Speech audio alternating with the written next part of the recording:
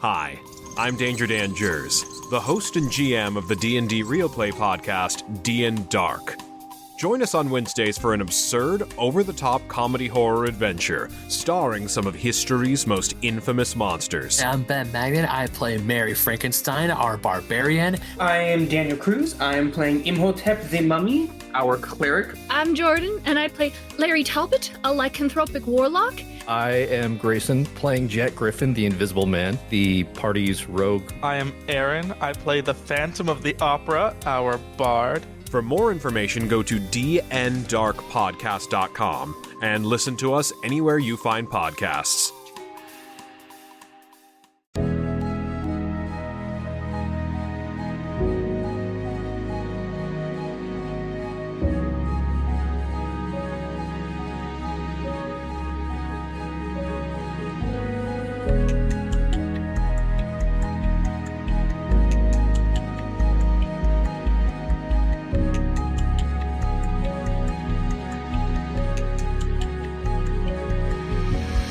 Hey everybody, I would like to welcome you to another episode of Pop Culture Gems. This is a series where we talk to amazing creators, artists, cosplayers, voice actors, and so much more. If you like the interviews we do with our terrific guests, give us a thumbs up and subscribe to our YouTube channel, the CFG channel.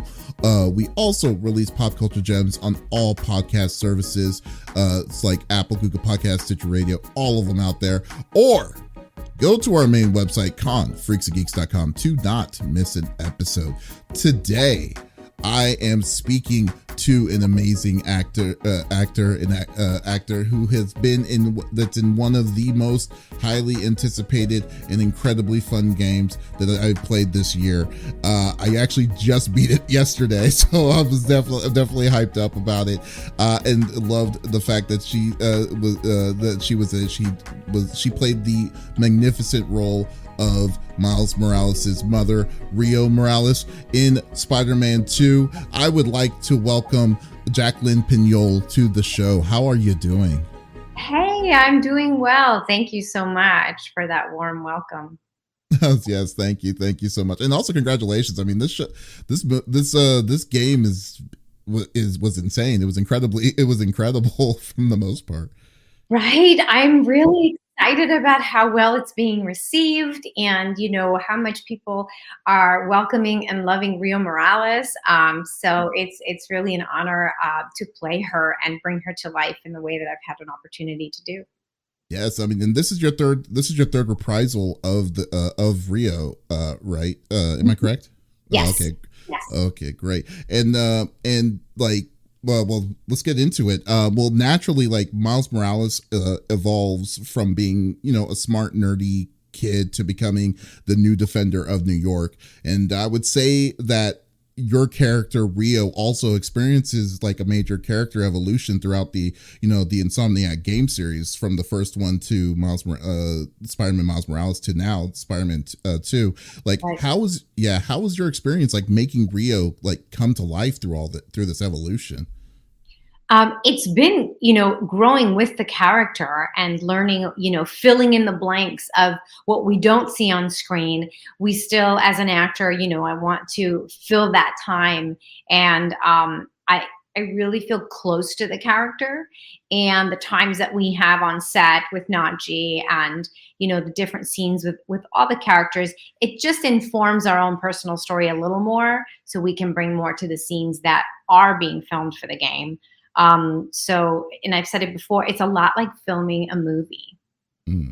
Wow. I mean, like, to say that a game is to a level of a movie, to a movie standard of like, storyline is incredible, I would have to say.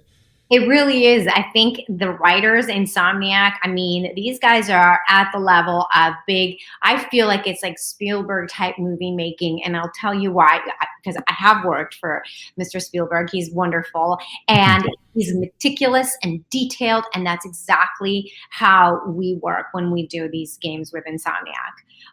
We pay attention to every detail. They don't miss anything. Sometimes we've had to go back, and because details were overlooked for a second, or somebody noticed something, we go back and correct it. It's really important to bring authenticity and reality to life. We want people to feel like they're really in the world with Spider-Man. And they definitely do make you feel like it. I mean, like, and I mean, overall, like we're like it's kind of going into your point of that. Like, I mean, you and I are kind of close to around the same age, and it's like, and making a story in games is as big as a major film project nowadays. Like, when you came across, like, the Spider-Man, the Spider-Man project with Insomniac Games, like, how was this the level? Like, were you kind of overwhelmed, or were you kind of surprised of like how in depth all this was just for the gaming side, or? Well, the good part about that is that everything is so secret, even to us, that you're only given what you need to know when you need to know it. Very Mission Impossible like. So I was never overwhelmed. I just had the bit of, like, for the audition, you just have 2 scenes without any other information. And you go and you do the 2 scenes and you walk away. And I was like, okay, that was an audition. And it felt like a real film audition, though. They even had props on stage. So it was nice to recreate a real audition, like you are filming a movie. And from the beginning, it's just not hard to dive into it because you're provided with so much. The writers and the directors and the production team just back you up with so much support and direction that it's easy to step into the shoes and fill them in. Oh, okay. And like when you went in, were you coming in as Rio, or was it something that they were like, they liked you and they wanted you to be a part of it, but they didn't tell you who you were going to be inside the project itself? Sort of. It was like and it was several years ago now, because each game has taken us about 2 years, so it is like this long process. I do remember that the audition scenes were with a mom and her younger son, her teenage son, but I don't recall if it said Rio or Miles. It may just have been like her mother and son. And so no, I did not know what was coming, what it was for in the long term. I did know it was for motion capture video game. That's all I knew at the time.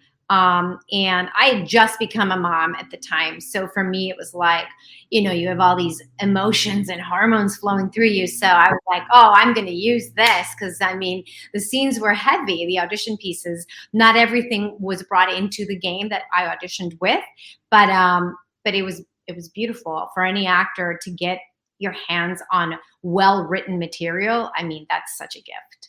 Yeah, that's very true. And was this your first time experiencing like mocap with the Spider-Man series, or no? I had done previously to that. I had done a Quantum Break, from the guys that brought Alan Wake, and that was my first experience. And boy, was that a huge challenge for me at the time. It was a very physical game. It was very physical. We did a lot of our own stuff, which was fascinating. We got trained in motion capture and in stunt with motion capture video cameras and equipment. So to me, that was getting my feet wet and then just jumping off the cliff. It was great, all in one. I loved that game. The experience, I think, gave me the tools so that when I stepped onto the Spider-Man set, I felt like I got this. I can bring my A game with everyone else, like Yuri, and everyone that's so good at this kind of work. I felt very prepared. Yeah, I can only imagine. I mean, Quantum Break was a beast in itself. So I'm assuming like there was a lot of action jam packed, like jumping over the cliffs and stuff like that. Or yes, jumping off boats and fires and explosions, and the explosion throws you from one side of the room to the other. Like recreating all that was really fun because we do it as motion capture actors. We are doing the physical action in our suits so that the animators can come in and obviously design around that. But that was really fun. And, I went to a couple chiropractor visits after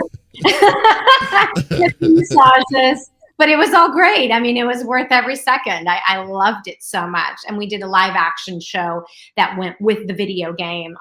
It was just phenomenal. What a great experience. A live action show on top of the video game. There was what? I did not. Wait, I do remember that. Yes. Lance Reddick, who, my goodness, he's so wonderful. And we worked together on that. It was great. So yeah, definitely. We had gosh, we worked for several months. We were in Atlanta shooting that. That's incredible. That's awesome. So yeah, you're right. It's compared to that, to the tamed facial recognition. I mean, I'm sure you were in the full body suit, but like you weren't that most like didn't have to do all that crazy action packed stuff. So that's right. cool. For Spider-Man, there was a few scenes where obviously you are, during the rallies and some of the stuff that happens in Spider-Man 1. That was the most physically active, and definitely, and I am wearing, with the outfit, I'm the only person wearing these huge heels for the motion capture, because it adds to the height and allows everyone to kind of be on the same plane. So that's great. I get to run in these, but it comes with the job. I'm always up for anything. I will do it and take a risk and have fun. Wow, that's so cool. I love that. That's good attitude. I love it. Rio's role in becomes a vital part. How I feel, Rio's role becomes a vital part in Miles' growth in Spider-Man 2. Like, there's some pretty heavy moments inside inside it where she just becomes the savior of of the psyche itself. I mean, like when they decided to make Rio kind of I mean, obviously she's his mother, how they made her more like a good North Star, a good guidance to to improve his character. How were those moments to you when you had to experience that? Because it got pretty heavy at times.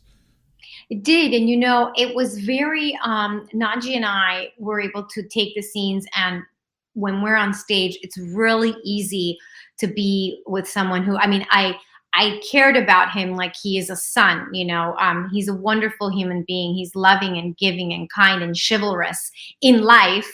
And he brings that to Miles. And so it's so easy to give that back to him and to want to protect him. So within the realm of the world we're living in Spider-Man, I feel like Rio was there. Like you said, it was very nicely put, like his North Star, his guiding light. Because don't forget, he lost his dad in the first game, and that was his strength, his mentor, who he looked up to. So I feel like Rio had more weight on her shoulders, more responsibility, and it had to really make sure she stays on top of it so Miles doesn't, lose his way. Mm-hmm.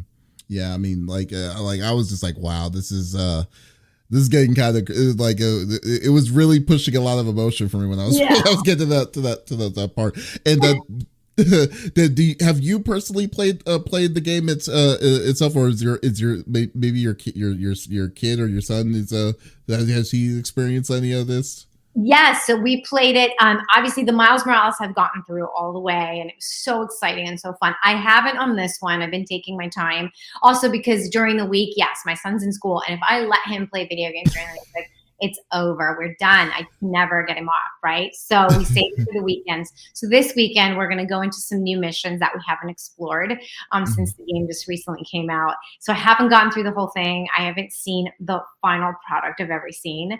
But that's exciting to me too, because then as a viewer, I get to look at it, and it's like a beautiful piece. I just really admire the work how many people it takes to come together and bring this beautiful piece of art to life. It's so fun to be a part of it. Yeah. Did you have any kind of say with your character while creating Spider-Man 2 or itself? Like any input from mixture with your personality with the writing in it? Yes, I think as we moved into the Miles Morales game and then this one, because where she's evolving throughout the story, my input was more about the authenticity as a Puerto Rican American mom and living, being from Harlem and moving to Brooklyn and then wanting to go back, and just the shifts that happen in that. I was asked a lot about that. Obviously, I do have experience from that, being of Latin American descent, and parents who are Latin American. I was born in Queens, New York, and so it's not foreign to me to have, these things in my life. And Insomniac was very interested in my own personal experience as relating to Rio, because we wanted to bring that authenticity to the table. Oh, that's fair. And like, how much of Rio, or how much of you, like Jacqueline Piñol, is in Rio itself in the game? Would you, if you would estimate? Gosh, that's a good question. I've not thought about it percentage wise, but I think there's a good 70 to 80% of Rio that is like me. I was thinking about it the other day because I dressed up as Rio for Halloween. So That's too easy, though. my son wanted to be Miles Morales, and I didn't even say anything. I didn't want to influence him. I always just kind of let him go with what he wants. He wanted to be Miles this year, and I thought, oh my God, he just made my Halloween so easy. So then my husband was Peter Parker and the trio, it was really fun. And I thought to myself that there's a part of me that feels very protective, obviously, because I have a son. And I'm a big advocate in life. I advocate for animal welfare and rescue dogs. And I'm a very big believer in giving, empowering other people to speak their voice, to go after something that they want, that they believe in, and to never give up. And I realized that Rio does that. And I hadn't really thought about it until I was, getting dressed for Halloween, and I made my Rio Morales for City Council sign. And I thought, I'm that person. Obviously, because of our SAG-AFTRA strike with the NPTP, I've been out on the picket lines as well. I really believe that we have to support and be our voice has to be heard, so that positive change can happen in life. And I think that's what Rio believes in too, always trying to help and always trying to make others around you better, because making the whole is better than making, just you better. It's helping the community. Yeah, that is very well put. Thank you so much, Jacqueline Piñol. Thank you so much for talking about Spider-Man 2. It was very, very good honor. A very good honor to talk to you. It's really awesome. Thank you. Yes, this is so fun. Thanks for playing the game and enjoying it. I mean, obviously, I'm gonna get to it too and get through it, but I'm excited too, and I'm excited that the fans really receive us and Rio very well. Yeah, I mean Rio, low key Rio itself, in that like they made Rio really important in this one, in my opinion, comparatively to how she was in the beginning, which was, not saying she wasn't like a big piece, but she is pretty vital in this one. I would say it's like without her, I don't think that Miles Morales would have worked comparatively, and you definitely did a great job playing it. Mm-hmm. Yeah, I think that Insomniac sort of went with like, what was happening. They had their finger on the pulse on what the fans want, what works. And it's a big statement about society and families and inclusion. So the fact that they are staying in line with, like, or I don't want to say in line, but how do you say, they're keeping up with the times. And we are in a time when we need to support each other, when, parents looking after their kids and guiding them better is important, when there is a lot of danger out in the streets and in the cities, and we have to look out for our neighbors and our friends and family. All that is brought in, and that's what really is happening in life. So I love this game for that too. The plot, the writing, it really moves me. Hard to bring it to life because it was written so well. They went all over the place. There was a mixture of like loss, forgiveness, acceptance. It was just not only that, but made it on top of it, two different storylines that merged together as one. Is just it's storytelling at its best, and I would definitely tip my hat to Insomniac. And but then again, at the same time though, voice actors like y'all, like you and the team also brought those characters to life. So it wasn't two-dimensional. It was actually, you very felt the impacts of the situations that the characters had to go throughout this whole process. So no, I definitely enjoyed it. Enjoyed my time playing with it. Yeah, they raised the bar, even for us actors, and that's good. We want a challenge. You want to go to work, and you want to. We had to spend a lot of time with the character, with the preparation, with remembering where we're coming from, since we shot the last one 2 years ago. You got to fill in all the blanks and remember how to pick up and continue as if not a day has passed, right? So that was fun for me. To act in this game. So thank you so much for wanting to talk about it and have us share our stories. Thank you so much. And guys, once again, if you like the interview with Jacqueline Piñol, like this one, you can check it out on any podcast services out anywhere that's out there, Stitcher, Google Podcast, Stitcher Radio, Podbean, everywhere. Or just continue on and stay on our website, confreaksgeeks.com, for some awesome content like this. Well, once again, this is Davis signing out. Y'all take it easy.